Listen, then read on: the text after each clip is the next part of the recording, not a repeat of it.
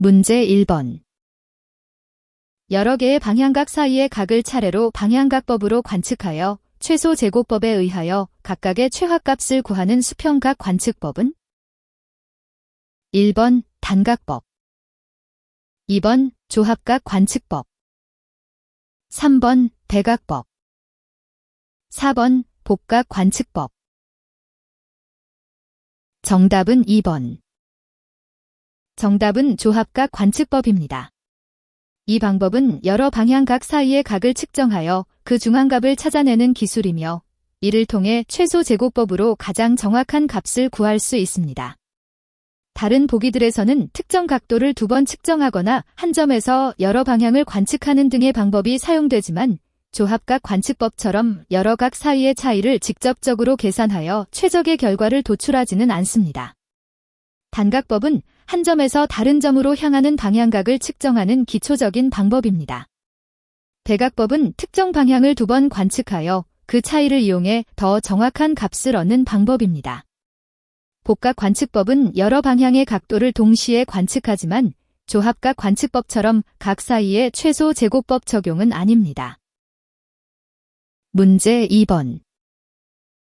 다음 중 동일 측점수에 비하여 도달거리가 가장 길기 때문에 노선 측량, 하천 측량, 터널 측량 등과 같이 폭이 좁고 거리가 먼 지역에 적합한 삼각망은? 1번 복심 삼각망, 2번 유심 삼각망, 3번 사변형 삼각망, 4번 단열 삼각망. 정답은 4번. 정답은 4번 단열 삼각망입니다.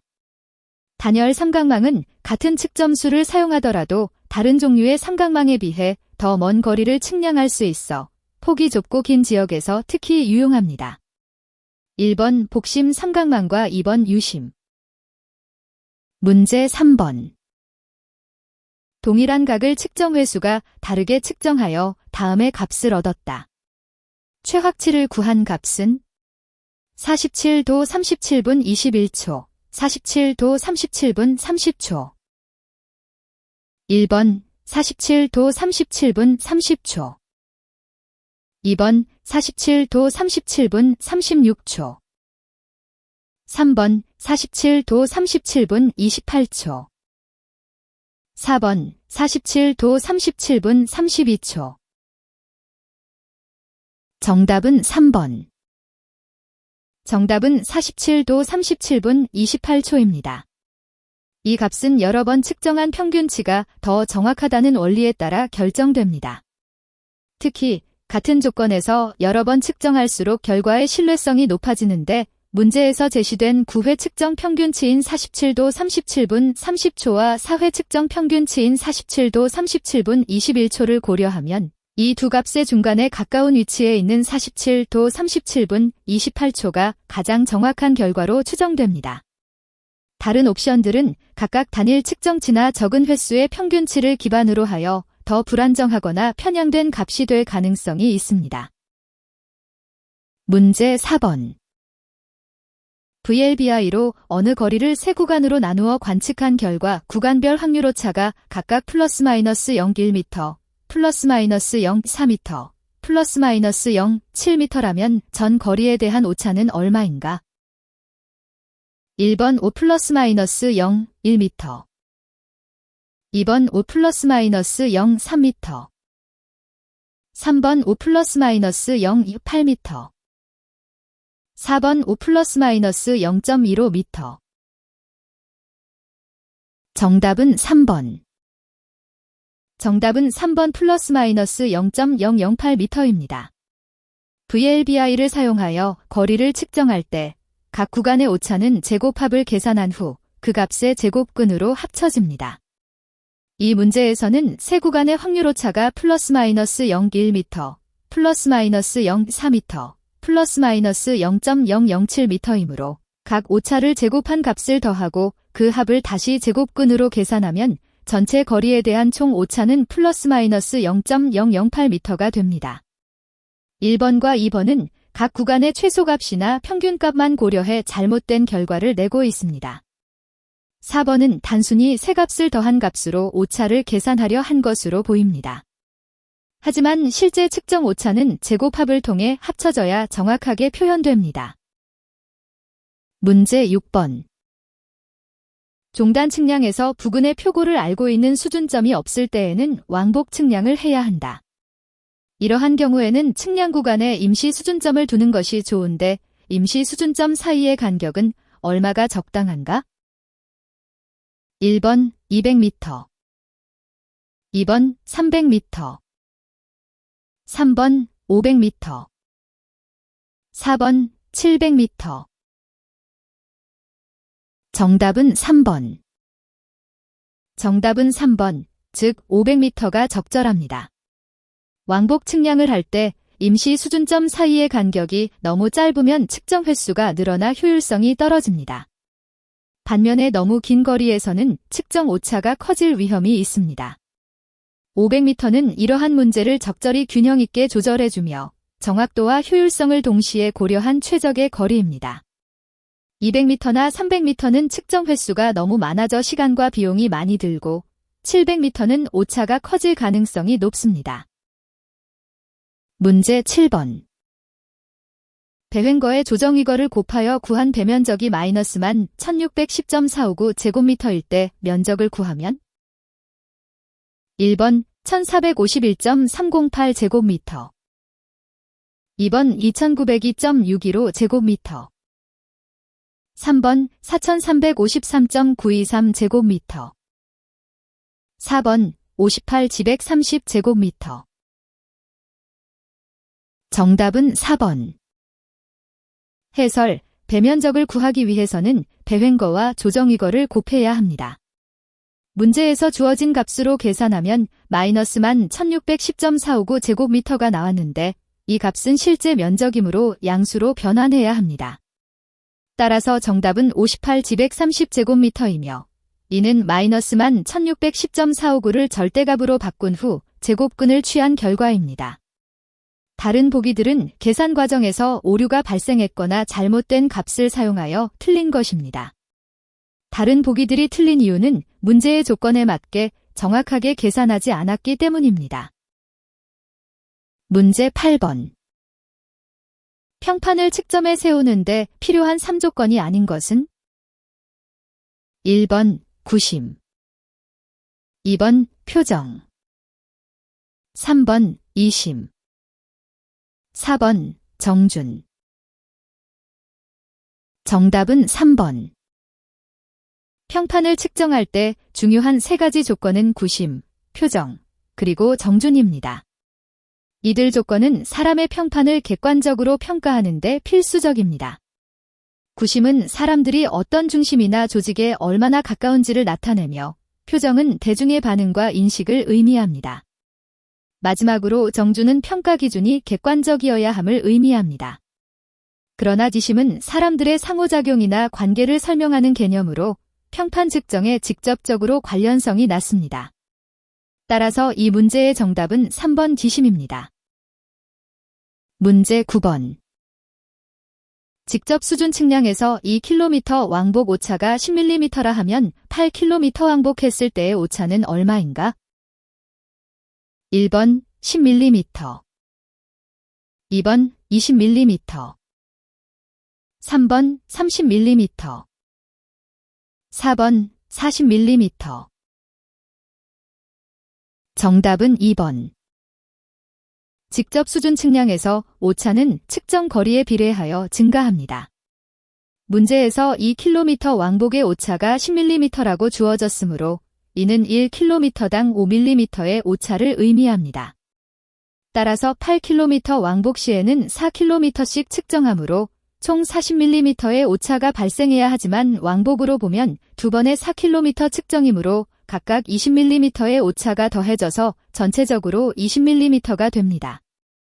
따라서 정답은 2번입니다. 1, 3, 4번 보기들은 오차와 거리 사이의 비례 관계를 잘못 이해하거나 계산을 잘못 수행한 결과로 틀린 것입니다. 문제 10번.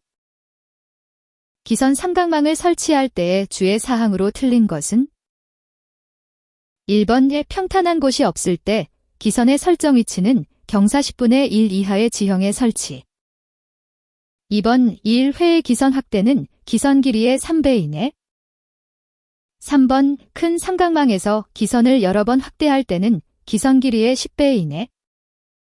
4번 삼각망이 길게 될 때에는 기선 길이의 20배 정도의 간격으로 검기선 설치. 정답은 1번. 해설 1번 보기의 내용은 맞지 않습니다. 기선 삼각망을 설치할 때 평탄한 곳이 없더라도 경사가 10분의 1 이하인 지형에 설치하는 것이 아니라 가능한 한 평평하고 안정적인 위치를 선호합니다. 다른 보기들은 모두 정확하며 기선 확대의 제한과 검기선 설치 간격 등 삼각망을 설치할 때 고려해야 할 중요한 사항들을 적절히 설명하고 있습니다. 2번부터 4번까지는 모두 올바른 주의사항입니다. 특히 3번 보기와 4번 보기는 기선 확대 시길이 제한과 검기선 설치 간격을 명확하게 지정해 놓아 정확성을 높여줍니다. 문제 11번. 평판 측량의 전방교회법에서 방향선의 교각은 어느 정도가 가장 적당한가? 1번 20도 30도 2번 60도 180도 3번 20도 90도 4번 30도 150도 정답은 4번. 정답은 4번, 즉 30도 150도 깁니다. 이 범위는 교각이 너무 작아서 측량의 정확성이 떨어지는 것을 방지하고 동시에 너무 커져서 측량이 어려워지는 상황을 피하는 적절한 범위를 제공합니다. 1번과 3번은 각도가 너무 작아 정밀한 측정에 문제가 될 수 있으며 2번은 각도가 너무 크고 복잡해져서 측량이 어려워집니다. 간단히 말하면 이 범위는 측량의 정확성과 실용성을 동시에 고려한 최적의 선택입니다. 문제 12번. 축척 1200분의 1인 평판 세부 측량에서 제도의 허용 오차를 0.2mm로 할 때 평판 95차의 허용 한계는? 1번 12cm 2번 24cm 3번 30cm 4번 40cm 정답은 1번. 정답은 1번인 12cm입니다. 축척이 1200분의 1이라는 것은 실제 거리가 1200mm일 때 그림에서 1mm를 의미합니다.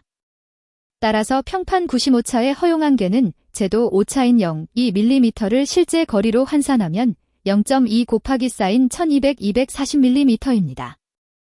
그러나 이 값은 전체 평판의 반경을 의미하며 95차는 그림 중앙에서 가장 먼 지점까지의 오차를 말하므로 실제 허용 한계는 반으로 나눠서 12cm가 됩니다.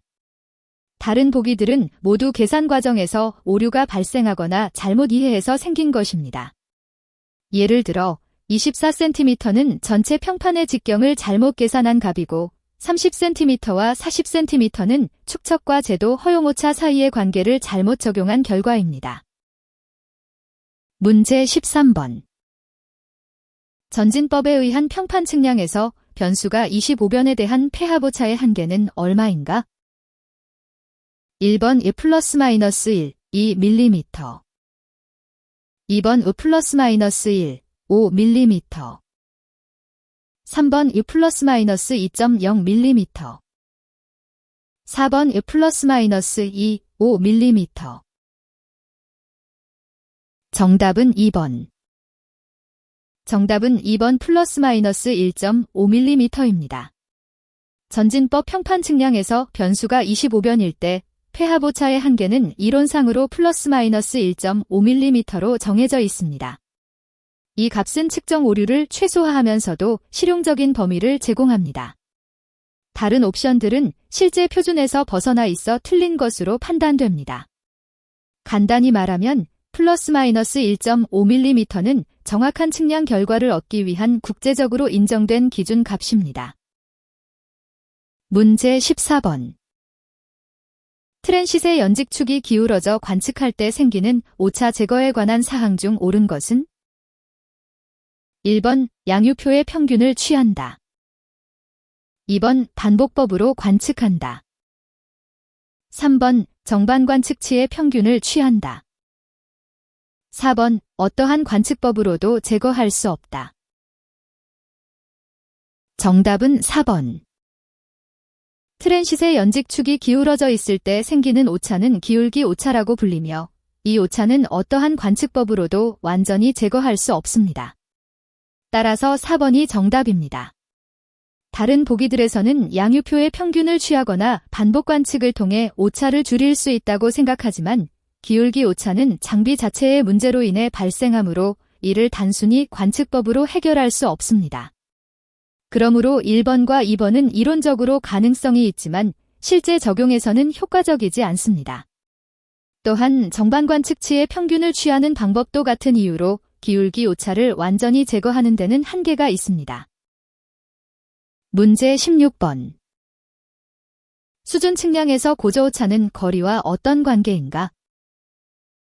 1번 거리의 비례, 2번 거리의 반비례, 3번 거리의 제곱근의 반비례, 4번 거리의 제곱근의 비례. 정답은 4번. 고저오차는 수준 측량에서 측정 거리와 비례하여 증가하며 이는 거리의 제곱근에 직접적으로 비례합니다. 즉, 측정하는 거리가 길어질수록 오차도 커지지만 그 증가는 거리의 제곱근과 관련이 있습니다. 따라서 정답은 거리의 제곱근의 비례인 4번입니다. 1번과 2번 옵션은 고저오차가 단순히 거리와 직접적인 비례 또는 반비례 관계를 가진다는 잘못된 이해를 나타냅니다. 실제 측정에서는 거리의 제곱근에 따라 오차가 증가하므로 이들 옵션은 틀립니다. 3번은 고저오차가 거리의 제곱근에 반비례하다는 내용으로 실제로는 오차가 거리의 제곱근과 직접 비례하기 때문에 이 또한 잘못된 설명입니다. 문제 18번. 평판 측량의 장점은? 1번 측량 방법이 간단하다. 2번 의도면 축척의 변경이 용이하다. 3번 휴대하기 편하다. 4번 신축으로 인한 오차가 없다. 정답은 1번. 정답은 측량 방법이 간단하다입니다. 평판 측량은 지상에 설치된 기준점을 이용하여 측량 장비를 고정시키고 이를 통해 여러 위치의 높이와 거리를 쉽게 측정할 수 있는 방법으로 복잡한 계산 없이도 정확하게 측정 가능하다는 장점이 있습니다. 이에 반해 도면 축척 변경의 용이성, 휴대의 편리함은 평판 측량의 특징과 직접적인 관련성이 적습니다. 또한 신축으로 인한 오차가 없다는 주장은 모든 측량 방법에서 발생할 수 있는 일반적인 문제이며 이를 완전히 해결하는 것은 평판 측량만의 독특한 장점이 아닙니다. 문제 19번. 노선 측량의 답사 등에 이용되며 정밀도가 가장 낮은 트래버스는? 1번 개방 트래버스, 2번 폐합 트래버스, 3번 결합 트래버스, 4번 트래버스망. 정답은 1번. 정답은 1번 개방 트래버스입니다. 개방 트래버스는 시작점에서 끝나는 점까지 직선으로 측량하는 방법으로 중간에 다른 지점을 다시 돌아오지 않습니다. 따라서 오차가 누적될 가능성이 크고 정밀도가 가장 낮습니다. 반면 2번 폐합 트래버스와 3번 결합 트래버스는 시작점과 끝나는 점이 동일하거나 연결되어 있어 측량 오차를 검출하고 보정할 수 있습니다. 또한 4번 트래버스망은 여러 개의 폐합 트래버스가 서로 연결되어 더욱 정밀한 측량을 가능하게 합니다. 문제 20번. 측량 중의 기온의 변화, 직사광선에 의한 기계의 수축 및 팽창, 바람에 의한 진동, 삼각의 침하 등에 의해 생기는 오차는? 1번 시준 오차, 2번 자연 오차, 3번 착오, 4번 우연 오차. 정답은 4번. 정답은 4번 우연 오차입니다. 우연 오차는 측량 과정에서 예상치 못한 자연현상이나 환경 요인에 의해 발생하는 작은 변화를 의미합니다. 문제에서 언급된 기온의 변화, 직사광선의 영향, 바람으로 인한 진동 등은 모두 예측하기 어려운 요소들로 이러한 요인들이 측정 정확도를 떨어뜨리는 원인이 됩니다. 1번 시준 오차는 장비나 도구 자체의 문제로 발생하는 오차이며 2번 자연 오차는 잘못된 측정 방법이나 계산 과실에 의한 오차라는 의미가 아니라 자연현상으로 인해 일관성 없이 발생하기 때문에 이들 옵션은 적절하지 않습니다. 또한 3번 착오는 인간의 실수나 오해로 인한 오차를 말하며 환경 요인과는 직접적인 관련이 없습니다. 문제 21번. 삼각점 선정 시 고려할 사항 중 잘못 설명된 것은? 1번 가능한 한 측점수는 많게 한다. 2번 상호간 시준이 잘 되는 곳으로 한다. 3번 내각의 크기는 30도, 120도으로 한다. 4번 집안이 견고하고 침하되지 않는 곳으로 한다. 정답은 1번. 정답은 1번입니다. 삼각점 선정 시 측정을 많이 하는 것보다 중요한 것은 각 삼각점이 서로 잘 보이는 위치에 설치되고 집안이 견고하며 내각 크기가 적절한 범위를 유지하는 것이 더 중요합니다. 측정을 너무 많이 하면 실제 측정의 정확성이 떨어질 수 있으며 관리와 유지 보수도 어렵습니다. 다른 보기들은 모두 삼각점 선정 시 고려해야 할 중요한 요소들입니다. 2번은 각 삼각점이 서로 잘 보이는 위치를 의미합니다. 3번은 내각 크기가 적절한 범위를 유지하도록 하는 것이며 이는 정확한 측정을 위해 중요합니다. 4번은 집안이 견고하고 침하되지 않는 곳으로 삼각점을 설치해야 함을 의미합니다. 문제 22번. 측량 구역을 몇 개의 삼각형으로 구분하고 각 삼각형의 세변을 측정하여 면적을 구하는 방법은?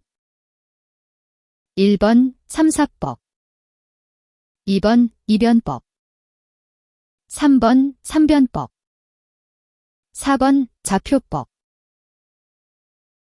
정답은 3번.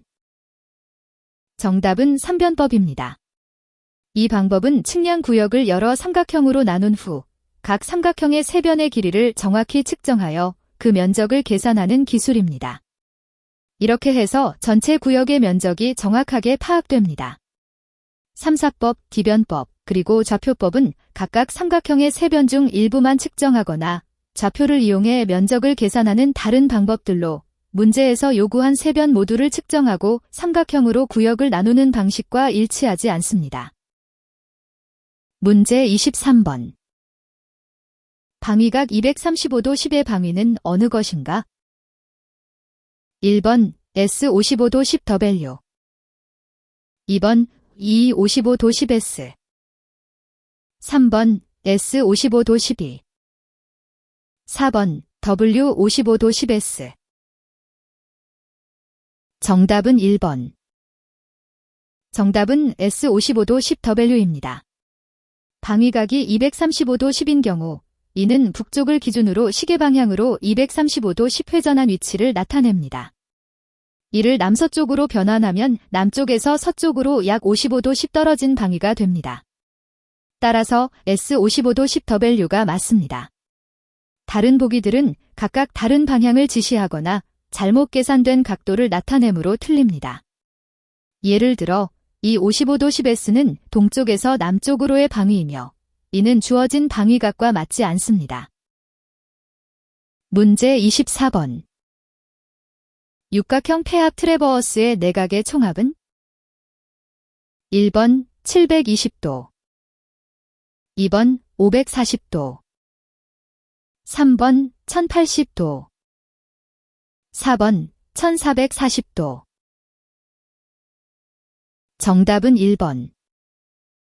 육각형 폐압 트래버스의 내각 총합이 720도인 이유는 다각형의 내각 합을 구하는 공식 곱하기 사인 180도를 사용했기 때문입니다. 여기서 n은 다각형의 변개수로 육각형의 경우 n6이므로 곱하기 사인 180도 720도가 됩니다.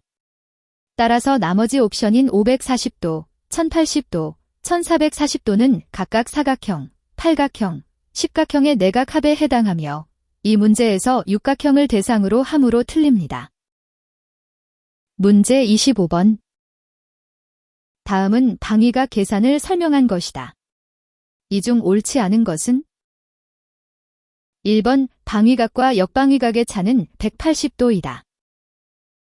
2번 방위각이 360도를 넘으면 360도를 감한다. 3번 방위각이 각이 나오면 360도를 더한다. 4번 어떤 측선의 방위각은 전 측선의 방위각 플러스 마이너스 그 측선의 교각이다. 정답은 4번. 정답은 4번 어떤 측선의 방위각은 전 측선의 방위각 플러스 마이너스 그 측선의 교각이다 입니다. 이 문장은 올바르지 않은 이유는 실제 방위각 계산에서는 전 측선의 방위각에 교각을 더하거나 뺄 때 360도를 넘거나 음수가 되면 이를 정규화하는 과정이 필요합니다.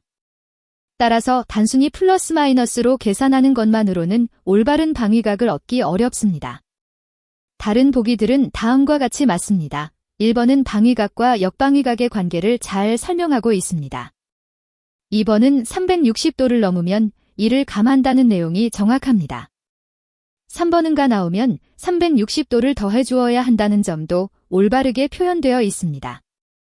따라서 방위각 계산에서 교각을 적용할 때는 단순히 플러스 마이너스로 처리하는 것만으로는 부족하며 이를 정규화해야 하는 점이 이 문제의 핵심입니다. 문제 27번. 삼각측량의 목적은 결과적으로 무엇을 구하고자 하는 것인가? 1번 점의 위치를 결정. 2번 변의 길이를 산출. 3번 삼각형의 면적을 결정.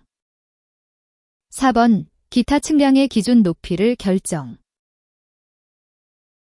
정답은 1번. 삼각 측량의 목적은 주로 지형 측량에서 특정 점의 정확한 위치를 결정하는 데 있습니다. 이를 통해 우리는 건물이나 경계선, 그리고 다른 중요한 구조물을 정밀하게 위치 지정할 수 있습니다. 따라서 1번 점의 위치를 결정이 올바른 답입니다. 2번은 변의 길이를 산출하는 것도 중요하지만 이는 점의 위치를 알아낸 후에 추가적으로 얻을 수 있는 정보일 뿐 주요 목적이 아닙니다. 3번과 4번도 비슷하게 삼각형 면적이나 기타 측량의 기준 높이 결정은 삼각 측량 과정에서 부차적인 결과로 얻을 수 있지만 기본 목적은 점의 위치를 정확히 파악하는 것입니다. 문제 28번. 수준 측량에서 왕복 측량의 허용 오차가 편도거리 2km에 대하여 20mm일 때 1km에 대한 허용 오차는? 1번 20mm, 2번 14mm, 3번 10mm, 4번 7mm. 정답은 2번. 수준 측량에서 왕복 측량의 허용 오차가 2km에 대해 20mm라고 주어졌을 때 이 값은 측정 거리와 비례합니다. 따라서 1km에 대한 오차는 2km의 오차를 2배로 나눈 값이 되므로 20mm 나누기 사인 20mm가 아니라 실제론 왕복 측량에서 오차는 제곱근 규칙을 따르기 때문에 루트 2 근사 1, 4배의 관계입니다. 이를 계산하면 20mm 나누기 사인 루트 2 근사 14mm가 됩니다. 따라서 정답은 14mm이며 다른 옵션들은 이 비례 관계를 잘못 이해하거나 간단히 2배로 나눈 값으로 오해한 결과입니다. 문제 29번. 평판 측량의 후방교회법에서 시호 삼각형이 생기는 가장 중요한 원인은? 1번 교회각이 너무 적을 때, 2번 옆 평판의 표정이 불완전할 때, 3번 도지에 신축이 있었을 때, 4번 평판의 구심이 불완전할 때. 정답은 2번. 정답은 D번 평판의 표정이 불완전할 때입니다.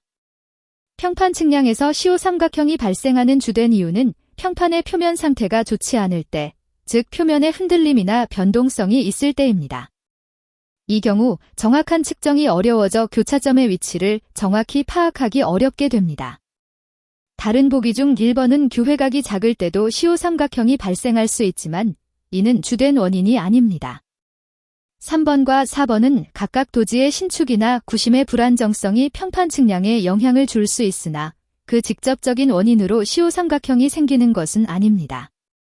따라서 가장 중요한 원인은 D번입니다. 문제 30번. 정도 1 100만의 측량에서 대지 측량과 평면 측량의 한계는 1번 반지름 11km 범위 2번 반지름 15km 범위 3번 반지름 17km 범위 4번 반지름 20km 범위. 정답은 1번. 정답은 1번, 즉 반지름 11km 범위입니다. 이 문제에서 주어진 정확도 1 100만은 대지 측량과 평면 측량의 경계를 결정하는 중요한 기준입니다. 지구가 완전한 구형인 경우 이 정도 정확도에서는 반지름이 약 11km 범위 내에서만 평면 측량을 적용할 수 있습니다. 만약 보다 넓은 지역을 측량해야 한다면 대지 측량의 방법을 사용해야 합니다. 2번부터 4번까지의 옵션들은 주어진 정확도를 고려하면 너무 넓게 범위를 설정한 것이므로 틀립니다. 특히 지구 곡률이 영향을 미치는 범위가 확대되면 거리나 각도 측량에서 오차가 발생하게 되는데 이는 정확도 1 100만에서는 받아들일 수 없는 수준입니다. 문제 31번. 평판으로 트래버스 측량을 하여 허용 오차 내로 폐합 오차가 생겼다면 오차 처리는 어떻게 해야 하는가? 1번 각의 크기에 비례하여 조정 2번 각의 수로 나누어 조정 3번 변의 길이에 비례하여 조정 4번 변의 수로 나누어 조정. 정답은 3번. 평판으로 트래버스 측량을 할 때 폐합 오차가 발생하면 이 오차를 변의 길이에 비례하여 조정해야 합니다. 이렇게 하는 이유는 각 변마다 실제 거리와 비례해서 오차를 분배함으로써 전체 도형의 정확성을 최대한 유지하기 위함입니다. 각의 크기나 수로 나누어 조정하는 방법은 측량 결과에 대한 물리적 거리를 고려하지 않아 정확성이 떨어집니다. 따라서 변의 길이에 비례하여 오차를 조정하는 것이 올바른 선택이며 다른 보기들은 실제 측량에서 중요한 거리 정보를 무시하게 됩니다. 문제 33번.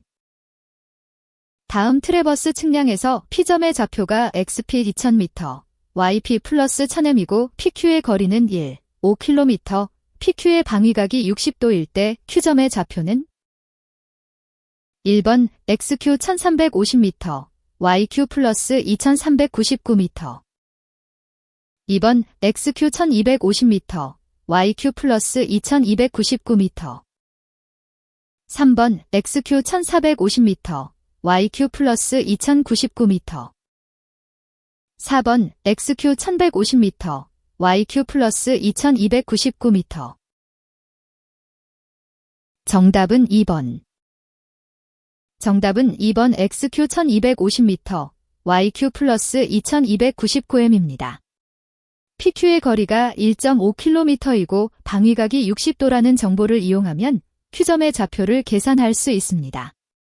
P점에서 Q점으로 이동하는 거리는 X축과 Y축 방향으로 나누어 각각 750m와 1299m로 분해됩니다.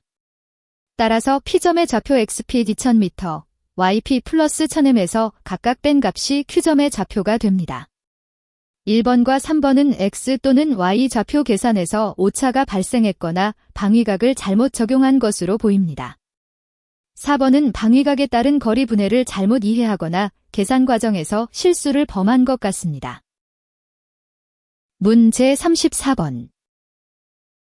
다음 사변형 삼각망의 조정에 필요한 조건식의 총수는 1번 6, 2번 5, 3번 4, 4번 3.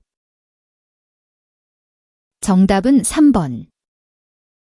사변형 삼각망의 조정에 필요한 조건식의 총수가 4개라는 정답은 사변형 삼각망이 2개의 삼각형으로 구성되어 있고 각 삼각형마다 고유한 위치 조건을 가지기 때문입니다.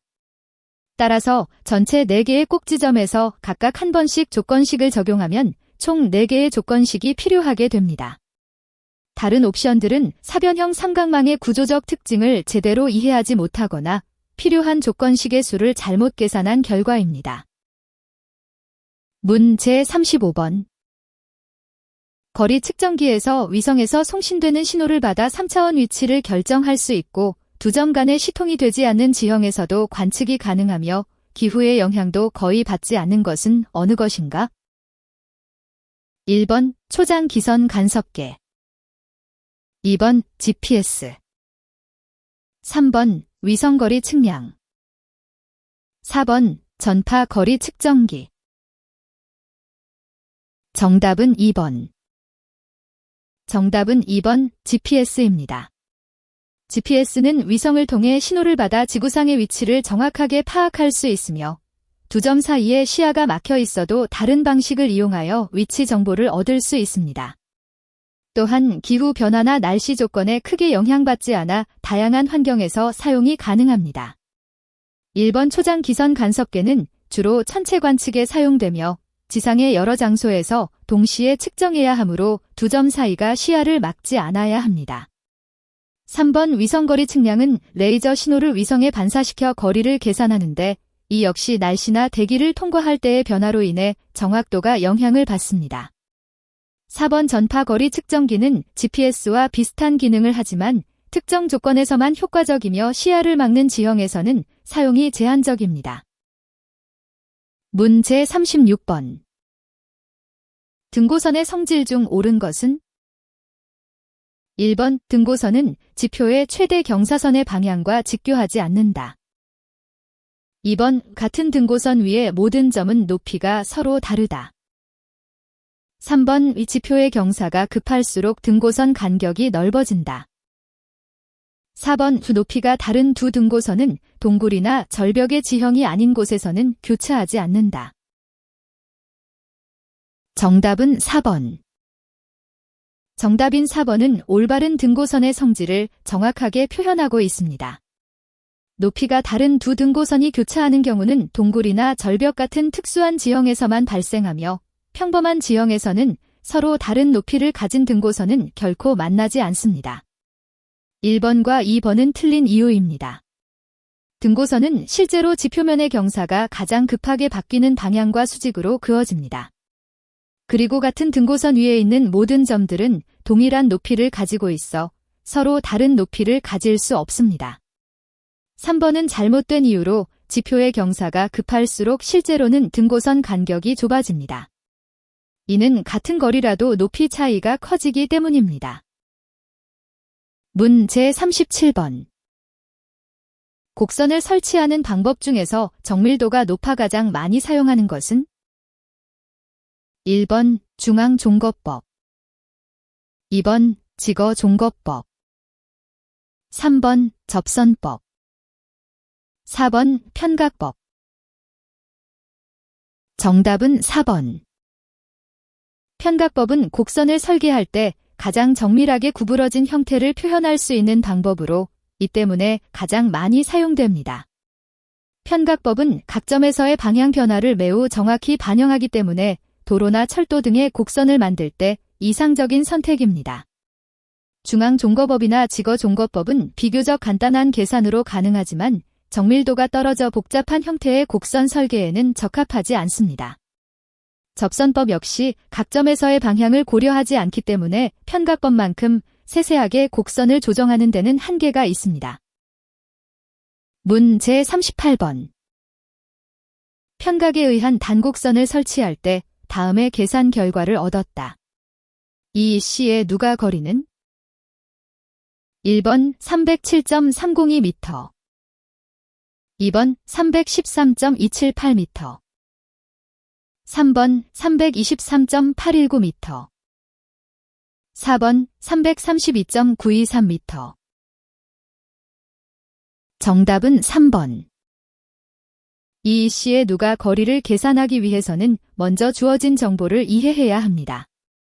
I, P와 T, L, 그리고 C, L을 사용합니다. 문제에서 EC의 누가 거리는 전체 곡선 길이를 더한 후 IP로부터 측정된 거리를 의미하는데 이는 257.373m 플러스 125.373m 382.746m입니다. 하지만 EC의 누가 거리는 전체 곡선 길이에서 TL을 뺀 값으로 계산되므로 382.746m, 58.927m, 323.819m가 됩니다. 따라서 정답은 3번입니다. 다른 보기들은 이 계산 과정에서 TL을 잘못 뺀 값이나 전체 길이를 잘못 계산한 경우로 보입니다. 문제 39번. 스타디아 측량의 관측 오차 중 관측 결과에 가장 큰 영향을 미치는 것은? 1번 표척의 경사에 의한 오차. 2번 스타디아 정수가 정확하지 않음으로 인한 오차. 3번 표척 읽기에 의한 오차. 4번 표척의 눈금이 일정하지 않음으로 인한 오차. 정답은 3번. 스타디아 측량에서 관측 결과에 가장 큰 영향을 미치는 오차는 표척 읽기에 의한 오차입니다. 이는 측량사가 표척의 눈금을 정확하게 읽지 못할 때 발생하며 작은 실수도 측정값에 크게 반영되기 때문입니다. 다른 보기들에서도 오차가 발생하지만 그 영향력은 표척 읽기에 비해 상대적으로 작습니다. 예를 들어 스타디아 정수가 약간 틀리더라도 이를 보정할 수 있는 방법들이 있으며 표척의 경사나 눈금 일정성도 측량 과정에서 어느 정도 감안할 수 있습니다. 따라서 표척 읽기에 의한 오차가 가장 주요합니다. 문제 40번. A점의 표고가 34.6m, B점의 표고가 69.0m이며 아파르 간의 수평거리가 120m일 때 표고 50m인 등고선은 A점으로부터 수평거리로 얼마 떨어진 곳을 통과하는가? 1번 18.8m, 2번 53.7m, 3번 66.3m, 4번 88.6m. 정답은 2번. 정답은 2번 53.7m입니다. A점과 B점 사이의 고도 차이는 69.0m, 34.6m, 34.4m이고 이 구간에서 표고가 50m인 등고선을 찾으려면 중간 지점을 계산해야 합니다. 전체 수평거리 120m에 대한 고도 변화율은 미터당 0.2867m입니다. 따라서 표고가 50m인 등고선이 A점에서부터 떨어진 거리는 0.2867 근사 53.7m입니다. 1번, 3번, 4번은 이 계산 방법을 잘못 적용하거나 고도 변화율을 오해하여 틀린 답입니다. 문제 41번.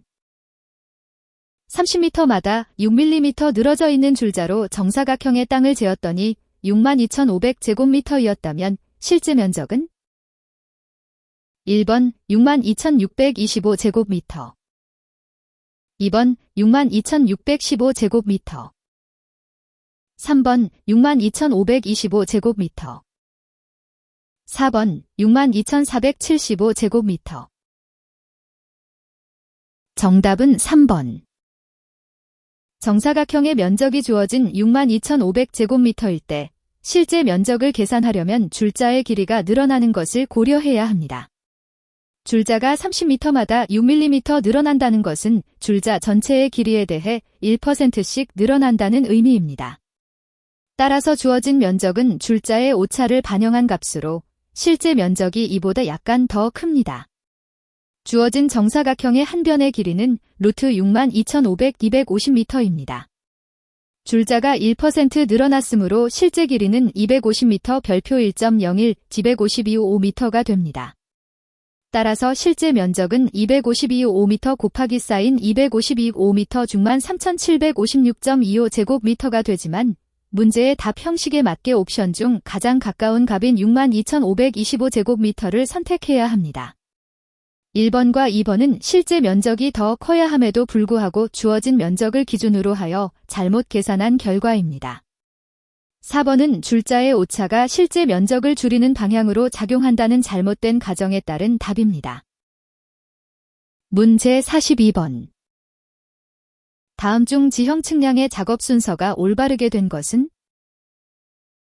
1번 답사 세부 측량 골조 측량 지형도 제작. 2번 세부 측량 골조 측량 답사 지형도 제작. 3번 우 답사 골조 측량 세부 측량 지형도 제작. 4번 골조 측량 답사 세부 측량 지형도 제작. 정답은 3번. 정답은 3번입니다. 지형 측량의 작업 순서는 먼저 답사를 통해 측량할 지역을 파악하고 그 다음으로 골조 측량을 진행하여 전체적인 구조를 잡아냅니다. 이후 세부 측량을 통해 자세한 정보를 수집하게 되며 마지막으로 지형도를 제작합니다. 1번과 2번은 답사를 먼저 해야 하는 점에서 순서가 잘못되었습니다. 또한 4번의 경우 골조 측량이 답사보다 앞서 진행되어 전체적인 측량 계획을 세우는 데 문제가 있습니다. 따라서 올바른 순서는 답사부터 시작하여 지형도 제작까지 이루어지는 3번입니다. 문 제43번. 렌즈의 중심에서 사진면에 내린 수선의 발을 무엇이라 하는가? 1번 부점, 2번 주점, 3번 연직점, 4번 등각점. 정답은 2번. 렌즈의 중심에서 사진면에 내린 수선의 발을 주점이라고 합니다. 주점은 빛이 통과하거나 굴절되는 중요한 위치를 나타내며 이 점을 기준으로 이미지가 형성됩니다. 다른 보기 중 부점, 견직점, 그리고 등각점은 각각 다른 의미를 가집니다. 부점은 주점에서 빛이 나아가는 방향의 반대편에 위치하며 연직점은 입사 광선과 수면이 만나는 점을 말하고 등각점은 직각 3등분하는 특성을 가지는 특정 위치를 의미합니다. 따라서 이 문제에서는 주점만이 올바른 정답입니다. 문제 46번. 스타디아 측량을 할 때 시준고를 기계고와 같게 하는 가장 큰 이유는? 1번 계산을 간단히 하기 위하여, 2번 오차를 적게 하기 위하여, 3번 시준을 편리하게 하기 위하여, 4번 기계의 안전을 위하여. 정답은 1번. 정답은 1번 계산을 간단히 하기 위하여입니다. 스타디아 측량에서 시준고를 기계고와 같게 설정하면 높이 차이나 거리 등을 계산할 때 더 쉽게 정확한 값을 얻을 수 있습니다. 이렇게 해서 복잡한 계산 과정을 줄일 수 있어 측량 작업의 효율성이 향상됩니다. 다른 보기 중 B번 오차를 적게 하기 위하여는 잘못된 선택입니다. 시준고와 기계고가 일치한다고 해서 반드시 오차가 줄어드는 것은 아닙니다. 오차 감소는 측량 방법과 정밀도, 그리고 장비의 상태 등 여러 요인에 따라 달라집니다. 3번 시준을 편리하게 하기 위하여와 4번 기계의 안전을 위하여도 올바른 이유가 아닙니다.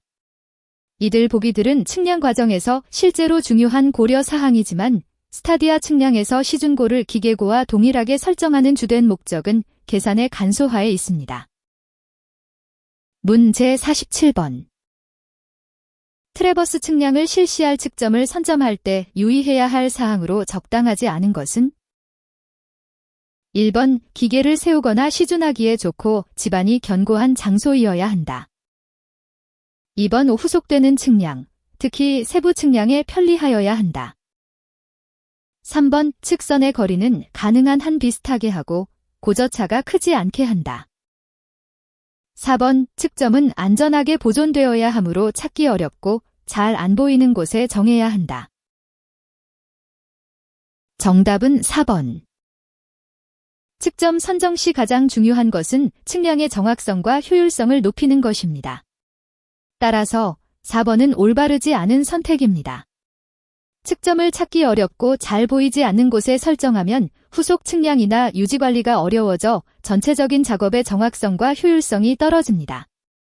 반면 1번부터 3번까지는 모두 측점 선정 시 고려해야 할 중요한 요소들로 집안 조건이 좋고 편리한 위치를 선정하며 일정 거리를 유지하고 고도 차이를 적절히 배치하는 것이 올바른 방법입니다. 문제 48번. 노선 선정의 지형상 접선장의 길이가 18m이고 교각이 21도 30딜 때의 적당한 반지름 R은? 1번 94.80m. 2번 91.40m. 3번 72.63m. 4번 63.83m. 정답은 1번. 해설. 노선 선정에서 접선장의 길이와 교각 각도를 이용하여 적절한 반지름을 계산할 때 공식 RDL을 사용합니다. 여기서 L은 접선장의 길이인 18m이고 세타는 교각 각도인 21도 30입니다. 이를 대입하면 반지름 R은 약 94.80m가 됩니다. 따라서 정답은 1번입니다.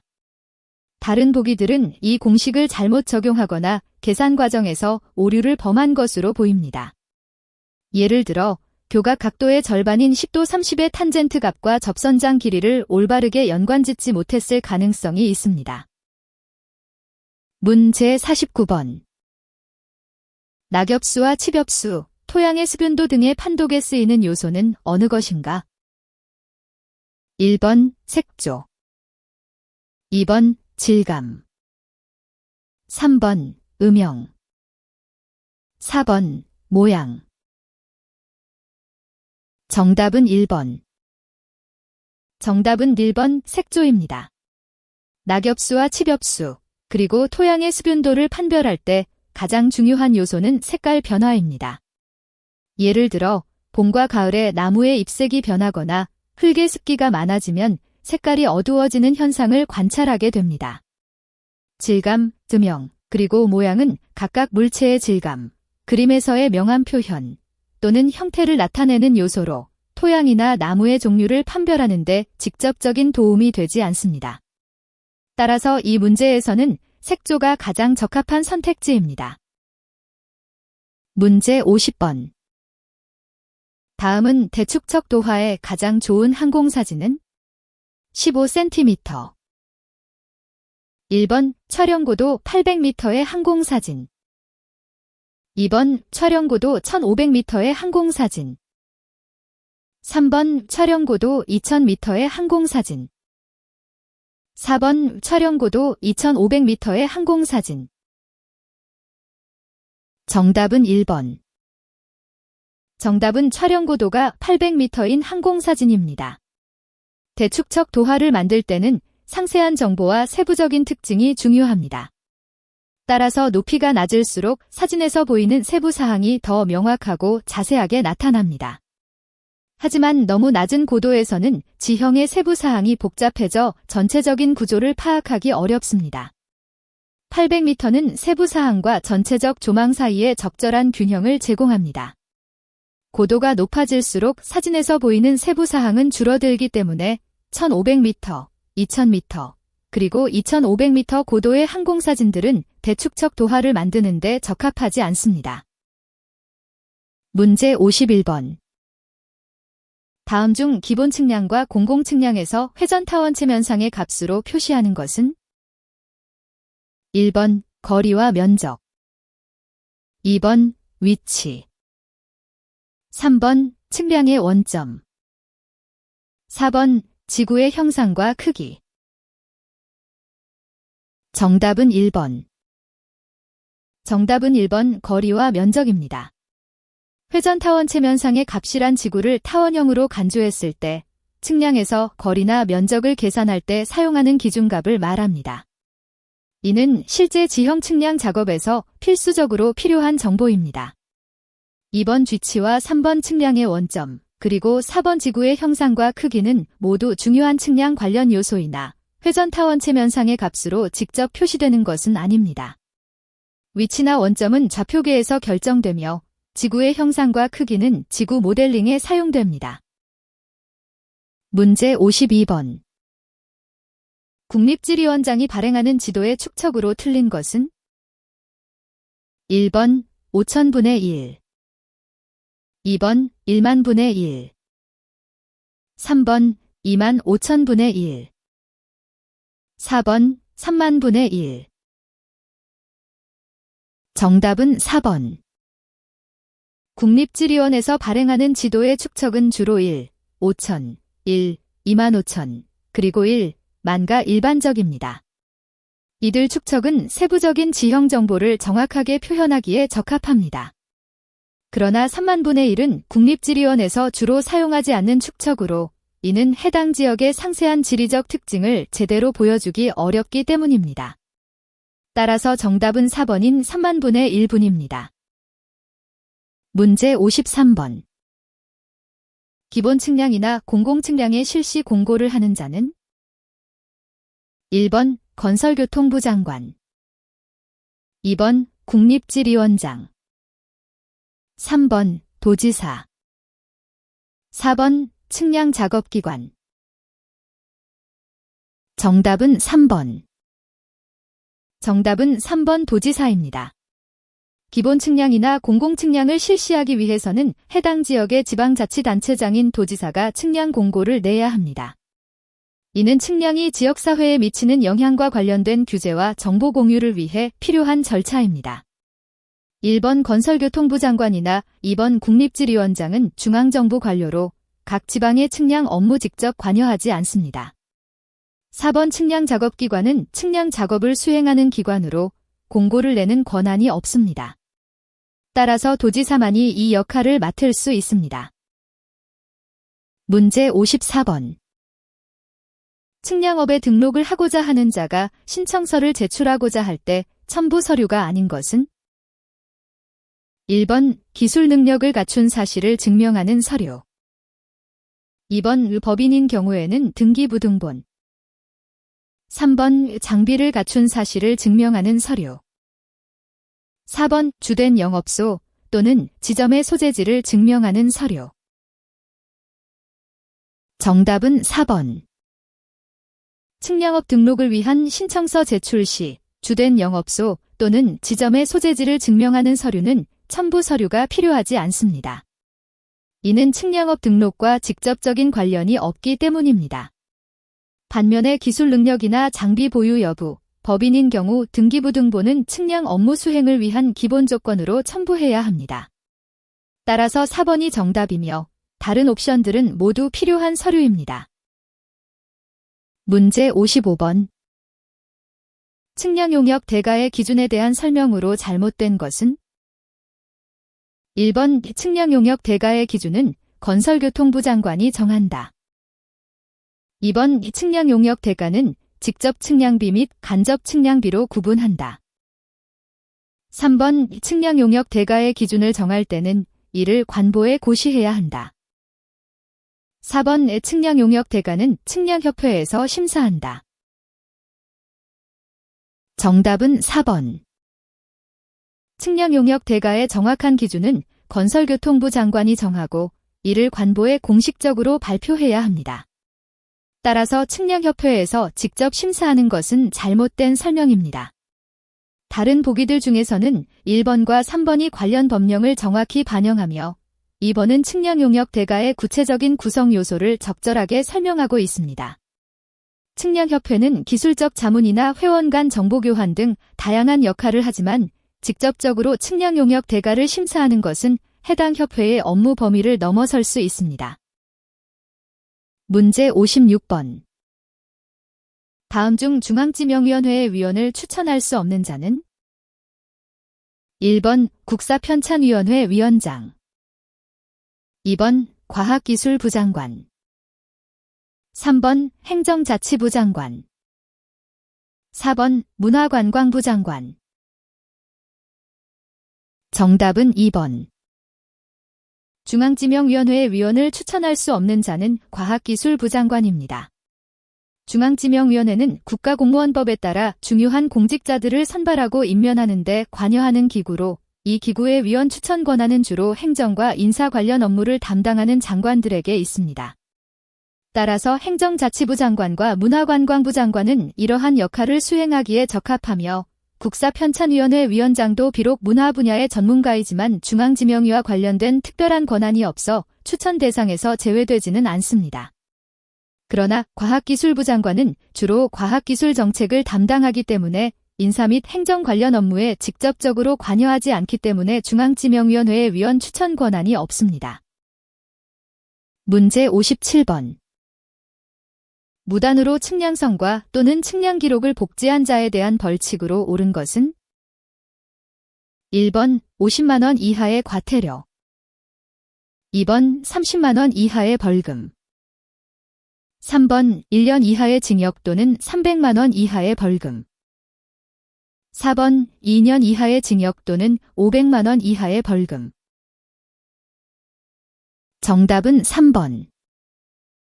정답은 3번입니다.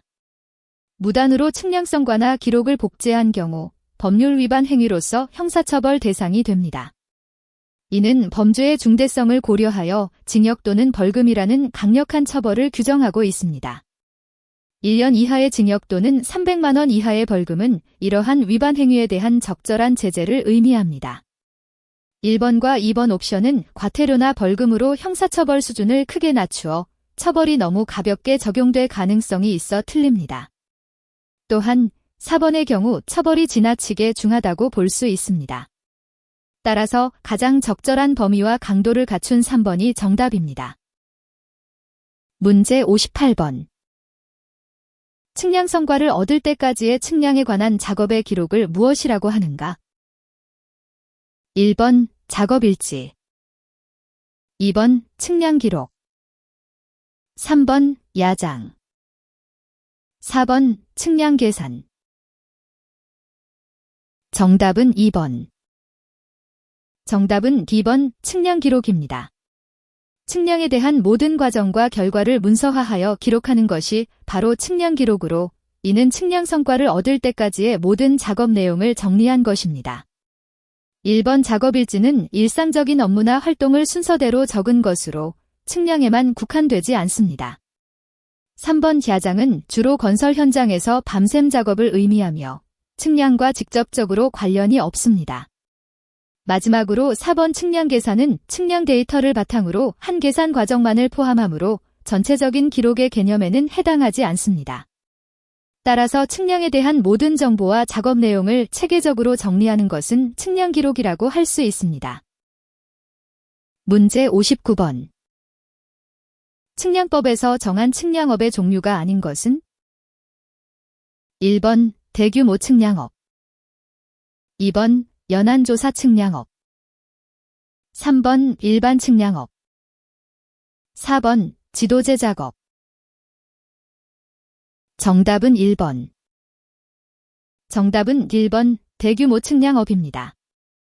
측량법에서는 정해진 측량업의 종류에는 전환조사 측량업, 일반 측량업, 그리고 지도제 작업이 포함되어 있습니다.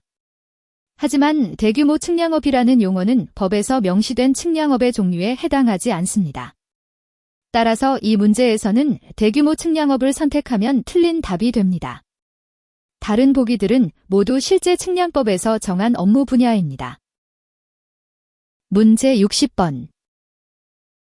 지도 등의 판매 가격을 정한 때에는 이를 고시하여야 한다고시 사항에 포함되어야 할 내용 중 옳지 않은 것은? 1번 명칭, 2번 축척 및 규격, 3번 판매 가격, 4번 측량의 종류. 정답은 4번. 정답은 4번 측량의 종류입니다. 지도 판매 가격을 정할 때에는 그 지도의 이름, 크기와 세부 사항, 그리고 실제 판매될 가격이 반드시 알려져야 합니다. 하지만 측량의 종류는 판매 가격 결정과 직접적인 관련이 없으므로 이 목록에 포함되지 않습니다. 다른 보기들인 지도의 이름, 크기와 세부 사항, 판매 가격은 모두 판매 과정에서 반드시 고려되어야 하는 중요한 정보입니다. 따라서 이들은 올바르게 포함되어야 합니다.